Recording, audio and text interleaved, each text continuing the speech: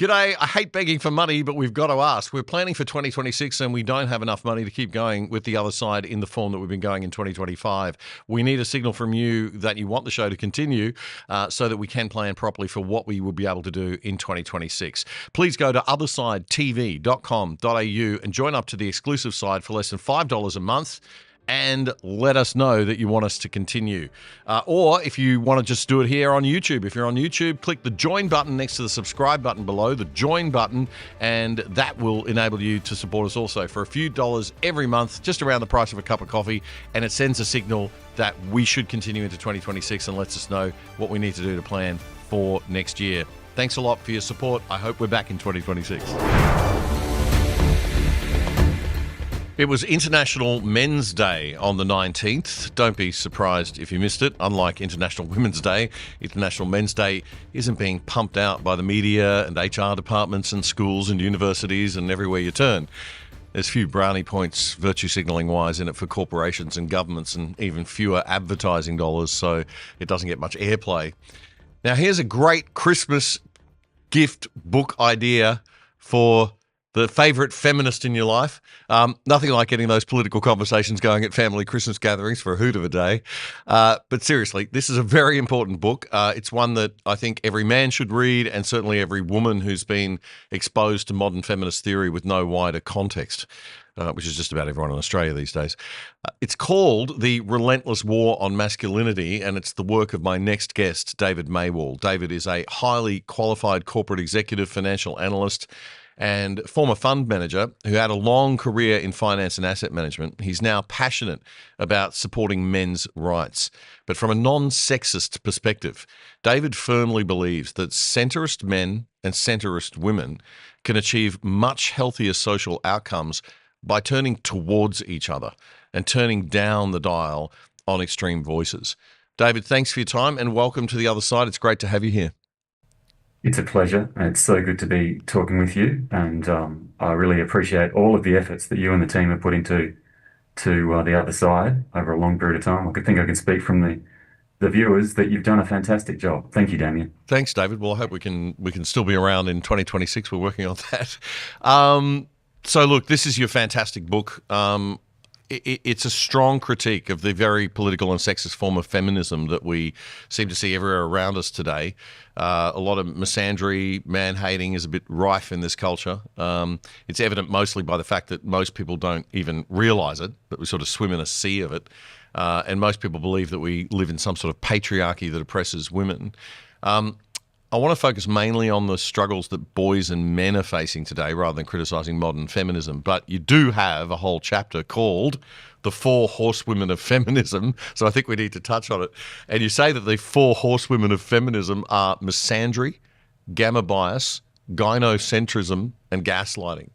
Now, I kind of know what misandry and gaslighting are, but I had not heard these terms before, gamma bias and gynocentrism. Maybe we'll start with gynocentrism. What is that? So there's a scale from androcentrism to gynocentrism. Andro for male, gyno for female. Gynocentrism explains a society that favours the interests, preferences and traits of females. So it makes things easier for girls and women, and it puts obstacles in the way for boys and men. And my overall thesis is that if you look at the sweep of the last 200 years in the English-speaking countries, we've gone from a position of being deeply androcentric in policy and law and culture. We've moved right through equality after second wave feminism in about the 1980s, when you had legal equality and equal pay and so forth. And actually in the 80s, women exceeded men in university. And then for the last 40 years, what we've gone into is firstly cultural gynocentrism, so preferences and identity politics, where women are advanced and there's affirmative action, which becomes almost permanent. Yes, I mean, yeah. doesn't Which is stop. where we are right now, right? I guess. And so in the last, 10, 15, 20 years, that cultural gynocentrism has morphed into an institutional gynocentrism. So you've had appointments to boards in the executives, promotion of female executives, you've had mission statements crafted around female empowerment, and you've had laws changed which specifically resolved in detriment to males and advantage to females. So in the sense of those preferences being locked into institutions and laws. Yeah. Okay, I think I understand that. So, David, what's the other term is gamma bias. What is gamma bias? This is quite a subtle concept, Damien. It takes a while to get your head around it. So gamma bias, it's a double standard where the same thing for women gets praised in their behavior, but condemned in men. So, for example, a woman who's working full time or committing herself to a career while she's got children gets praised for her ambition and her drive and her involvement in the economy, whereas a man who puts in commensurate effort gets criticized because he's neglecting his children and wife. The concept is that there's a consistent asymmetry in how we interpret behaviors and actions, depending on whether it's a female protagonist or a male protagonist. So there's an amplification of good in females, and there's a diminution of good in males.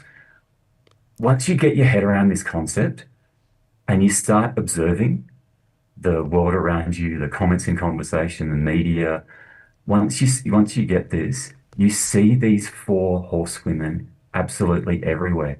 And But David, can I just jump in there? I think we had a good example of gamma bias at the beginning of the show today. We had a segment on an ABC radio female presenter talking about Robert Irwin's biceps and saying, check out those guns or something to that effect, right? And I was making the point that, well, it's nice that the ABC is actually acknowledging that human beings have a degree of sexuality and that heterosexual normal attraction is not an evil thing. That's okay for a woman to say, hey, he's got nice guns, and we can observe beauty in other people and we can have beauty standards and hierarchies and all those things that the left hate. So that's a step in the right direction. But it's interesting that would be looked at as being, a liberating thing for, a strong woman saying something, being sex positive or whatever the young would call it. But for a man to say something like that, it'd be taken off the ABC immediately. So is that sort of the sort of thing you're talking about? Yeah, absolutely. It's Okay. typical of the asymmetry that occurs. Think about a boy or a young man coming out of the school system and education. Through their whole time there, they've been exposed to hundreds or thousands of messages about affirming the girls and lifting the girls up and giving the girls opportunities and girls in STEM and facilitating their styles of learning. But they've also been exposed to hundreds or thousands of messages about how masculinity is toxic, how their Yes. innate behaviors are damaging, not just to themselves, but damaging to the people around them. And And think the about feminists watching, sorry to butt in again, I hate doing that, but I just wanted to get this point across because we are short on time today. But the women feminists would say that there was gamma bias, right, in the old days where, if a woman was assertive, she'd be called bullying or pushy. Whereas if a man's assertive, they say, oh, he's strong and that's the same thing, right? It's the same effect. So feminists might argue, well, we're just balancing things out. But your point is that we need to kind of work together and be conscious of these things on both sides, right? Well, a schoolboy or a teenage boy had absolutely no benefit from patriarchy in the 19th century. No. So it's no surprise he feels disengaged and really depressed and diminished by the messaging that he's consistently seeing. And the whole point of the book is that both the extremes are unhealthy. They're unhealthy for men and women. They're unhealthy for families and our society. It's a call for sensible men and women to collaborate for balanced outcomes and to treat everyone with dignity and respect. So you talk in chapter 4, the next chapter is about sort of the unique struggles of boys and men today. You talk about male disposability in the modern era. Just quickly tell me what you mean by that. Well, actually, male disposability in every era of humanity. Men have always worked the most dangerous jobs. They've been the ones who fought for their families and their communities. And it's also interesting that about twice as many women throughout humanity have reproduced as men, and that there's also been a consistently shorter lifespan for men, partly because of the risks that they take. So, there's this consistency through humanity. Men have died sooner and been much less likely to have offspring. So if that isn't privilege, I don't know what is. Yeah, I saw somebody tweeting the other day on X. A woman posted something about what have men ever done? What have men ever done throughout history? It's like, well, okay. How about hundreds of millions of them shedding their blood and actually dying to protect women and children? And that was the norm, and sadly still is. And there tends to be this. You get this response that, oh well, if the world was run by women, there wouldn't be any wars. I laugh. I think you've not worked in a corporation that's been run by more than one woman. You've got 4 or 5 women at the top. It's pretty scary what they'll do to each other, let alone everybody else. They're So just. I I'm go not way saying back. they're worse than men. I'm just saying they're just as bad. I go way back before the 20th century, way back before Industrial Revolution to think about those traditional masculine virtues of stoicism, of protection and providing for families and community. But those themselves have been diminished through a gynocentric lens and through gamma bias and gaslighting. So that the innate virtues that men and fathers bring to society and to their families have been denigrated and undermined. And that's what I think is eating up young guys so much. They have this drive, they're fueled with testosterone, they want to have families, they want to have purpose in their lives. And that's been undermined and gaslit ever since they were born. I'm scared about where young men are at right now in Australia. I think that we've got a pretty dangerous situation where we're seeing a bit of a backlash, and then you're getting young men influenced by the wrong types of masculinity influences. People with very shallow, materialistic perceptions like Andrew Tate. It's all about a cigar and a fast car and, not treating women with respect and being an absolute douchebag, actually. What's your take on sort of the state of young men in Australia at the moment and this sort of backlash we're seeing that probably isn't so healthy? I think the current generation is probably more skeptical and um, careful with evaluating the content that they're exposed to. I think there's maybe a tiny, tiny proportion of young guys who fall for that stuff. I think the vast majority of them look at it and go, he's a bit of a tosser. Like there are many other voices out there that are saying better things.